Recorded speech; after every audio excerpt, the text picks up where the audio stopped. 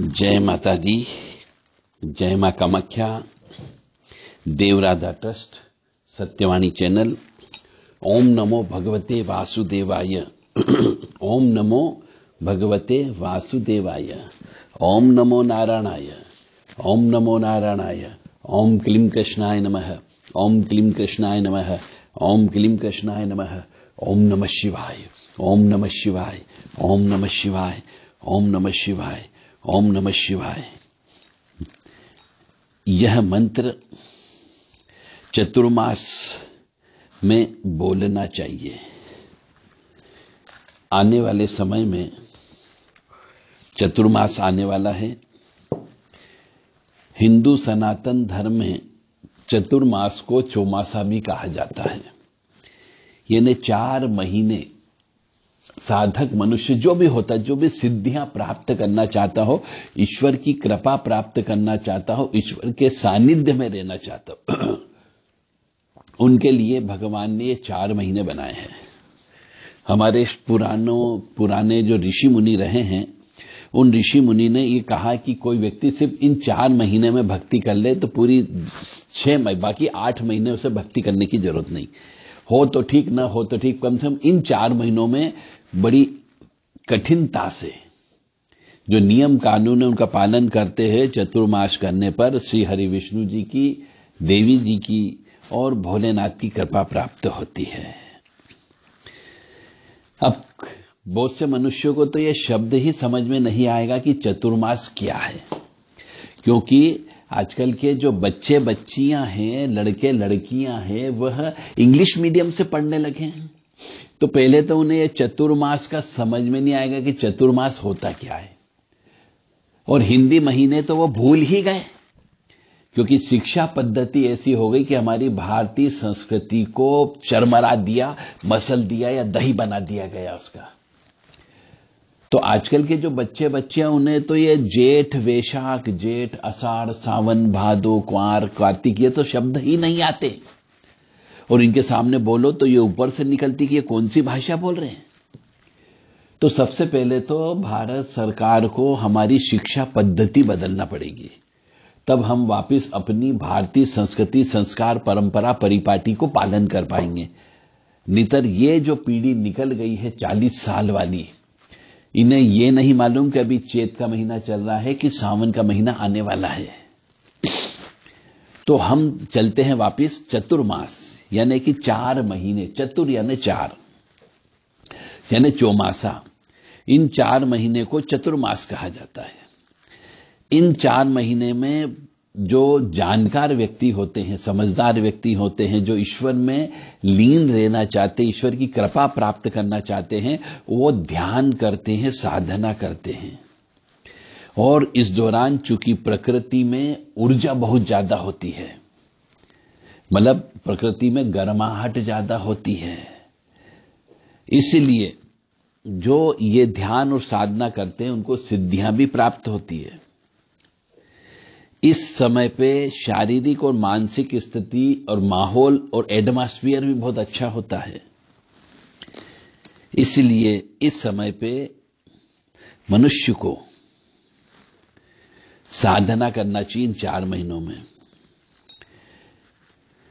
चतुर्मास का प्रारंभ जो है आषाढ़ शुक्ल एकादशी से प्रारंभ हो जाती है, यानी कि देव शयनी एकादशी बोला जाता है। जिस दिन देव शयनी एकादशी होती उस दिन से प्रारंभ हो जाता है, जो देव उठनी एकादशी तक चलता है, यानी कार्तिक शुक्ल एकादशी तक चलता है। अब आपको इसके लिए हिंदू कैलेंडर देखना पड़ेगा। इन 4 माह में मनुष्य को बहुत ही अपने आप को संयमित जीवन व्यतीत करना पड़ता है, जैसे कि वो एक पूर्ण रूप से केवल साधु है बस। 4 माह में व्रत उपवास लगातार करना पड़ता है। 4 माह तक व्रत किया जाता है ताकि आपके ऊपर भगवान की, ईश्वर की कृपा बनी रहे।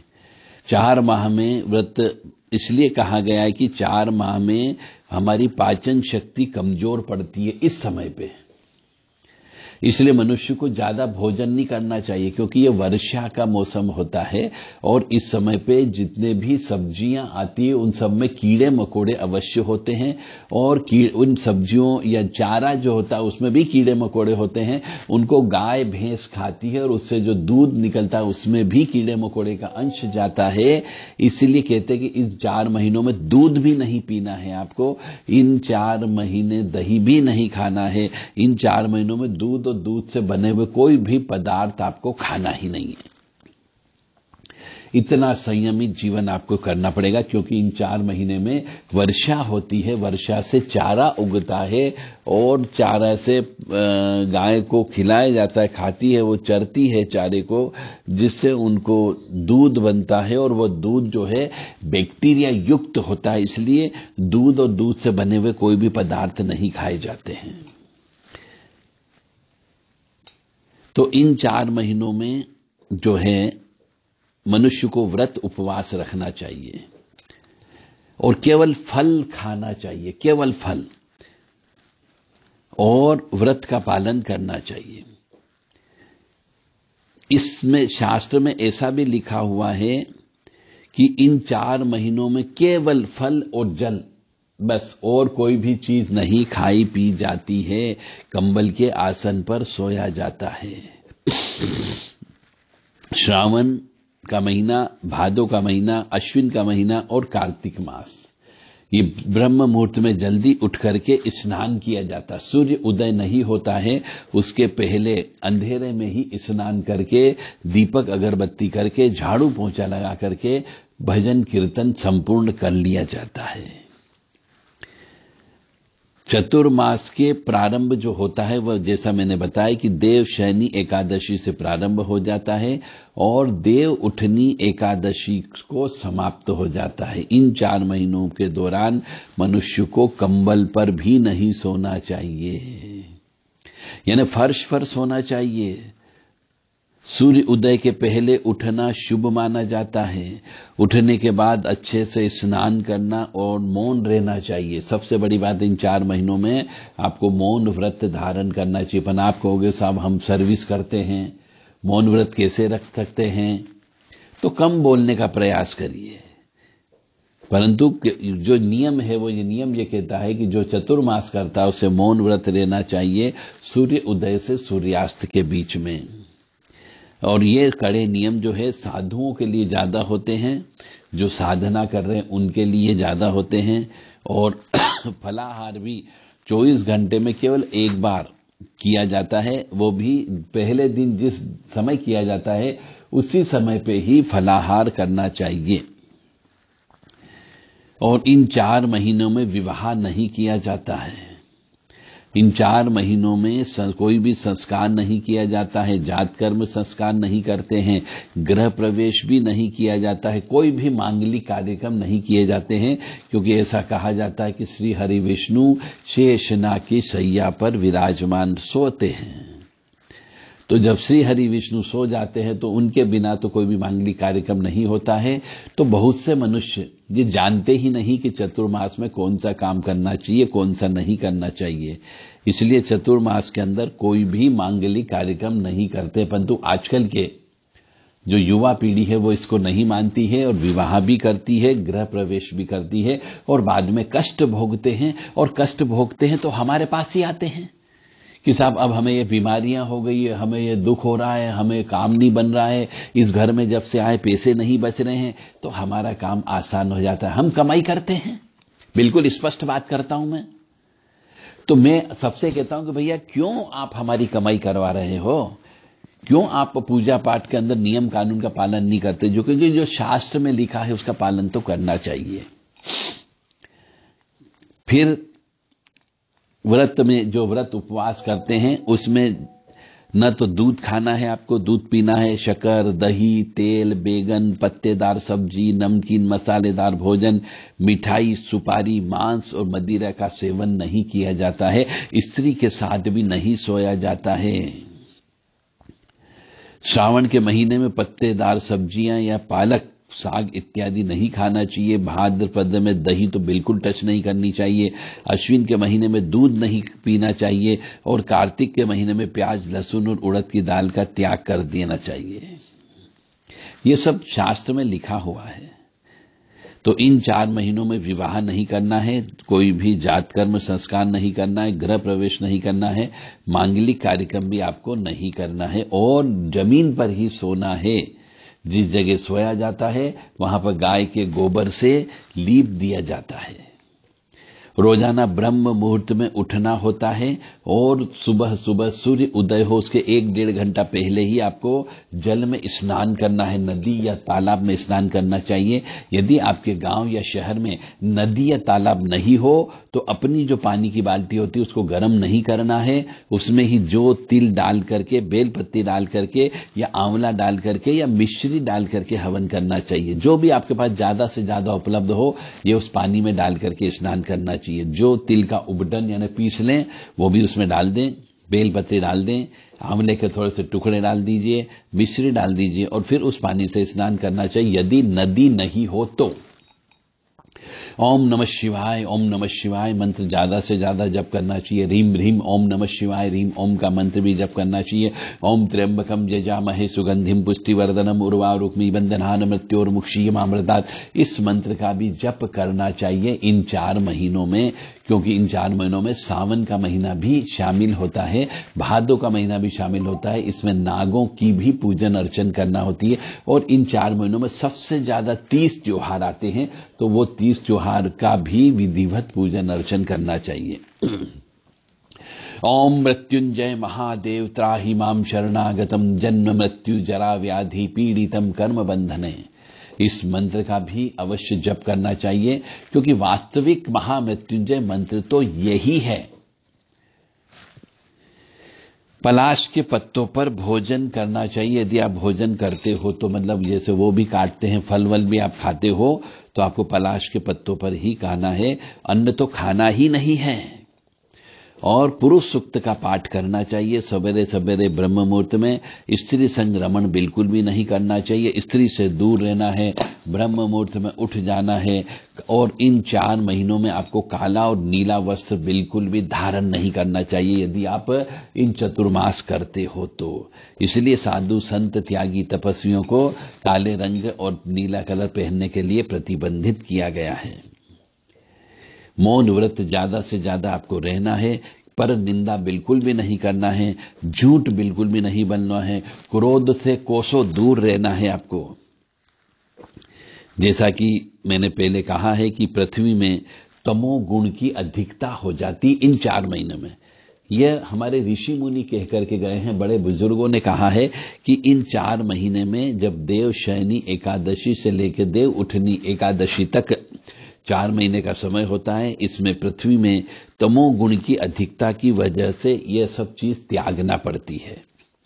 तमोगुण का मतलब होता है मनुष्य के अंदर भी यदि वो पृथ्वी पर उगने वाली इन सब चीजों को खाते पीते हैं जिसमें तमोगुण आ जाता है तो मनुष्य के अंदर राक्षसी प्रवृत्तियां बढ़ती है। इस वजह से ऐसा कहा गया है कि जो साधु संत त्यागी तपस्वी हैं, जो साधक मनुष्य हैं, उनको ये चौमासा करना चाहिए, ब्रह्म मुहूर्त में उठना चाहिए और भोजन विशेष तौर से बिल्कुल त्याग देना चाहिए। एक टाइम 24 घंटे में फलाहारी करना चाहिए, जमीन पर ही सोना चाहिए, कंबल के आसन का भी प्रयोग नहीं किया जाता है, ठंडे पानी से ही स्नान किया जाता है और कोशिश की जाती है कि किसी तीर्थ स्थल पर रह करके ये 4 महीने गुजारना चाहिए। इसलिए चतुर्मास कहा गया है। जितने भी साधु संत त्यागी तपस्वी लोग हैं उनको किसी एक स्थान का चयन करके वहीं पर ही रह करके अपनी नित्य की 4 महीने गुजारना चाहिए। मतलब भ्रमण पे भी नहीं रहना चाहिए इन 4 महीनों में, क्योंकि 4 महीनों में कहीं कहीं पर बाढ़ का डर बना रहता है, कहीं पर दुर्घटना का डर बना रहता है, पहाड़ गिरने का डर बना हुआ रहता है। इसलिए चतुर्मास में यात्रा भी नहीं की जाती है।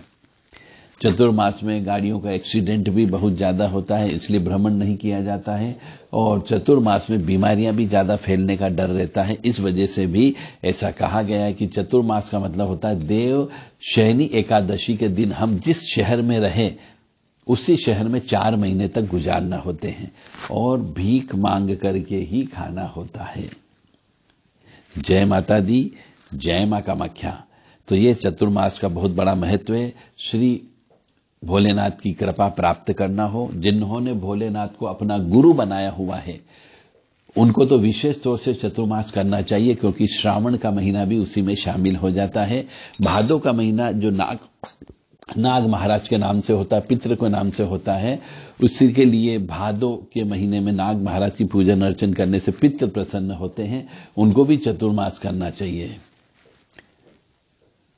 और बीच में देवी जी का भी समय आता है, तो जो देवी जी की उपासना करते रहते हैं उन्हें भी चतुर्मास करना चाहिए। और जो श्री हरि विष्णु जी से प्रेम करता है, ठाकुर जी से प्रेम करता है, लड्डू गोपाल से प्रेम करता है, उन्हें कार्तिक मास उनके लिए बनाया गया। इसीलिए ये चारों महीने बहुत ही महत्वपूर्ण है और बहुत ही शक्तिशाली है, और शक्ति का संचय अवश्य होता ही होता है। इसलिए थोड़े से इस शरीर को कष्ट दे करके आप देवत्व कृपा प्राप्त की जा सकती है। जय माता दी, जय मां कामाख्या। जितने भी साधक हैं मैं उन सबसे कहूंगा, और जिनके शरीर में पवन आती है मैं उनसे भी प्रार्थना करूंगा कि वह भी इस नियम का पालन करते हुए अपने चतुर्मास के व्रत उपवास का संकल्प लेकर के चतुर्मास को विधिवत नियमानुसार जो शास्त्र में बताया गया है उसके अनुसार चतुर्मास अवश्य करें। जय माता दी, जय मां कामाख्या। यदि चतुर्मास के मामले में कुछ और जानकारी आपको चाहिए तो आप देव राधा ट्रस्ट से संपर्क कर सकते हैं। 7649862712 व्हाट्सएप पर संदेश देकर के चतुर्मास के बारे में और प्रश्न यदि आपके हो तो वह कर सकते हैं। मां भगवती जगत जननी आदिशक्ति भवानी और परमपिता परमात्मा भोलेनाथ और षष्ठी के संचालक श्री हरि विष्णु आपको चतुर्मास करने के लिए साहस प्रदान करें, संकल्प लेने के लिए आपके मन में एक इच्छा जागृत करें। जय माता दी।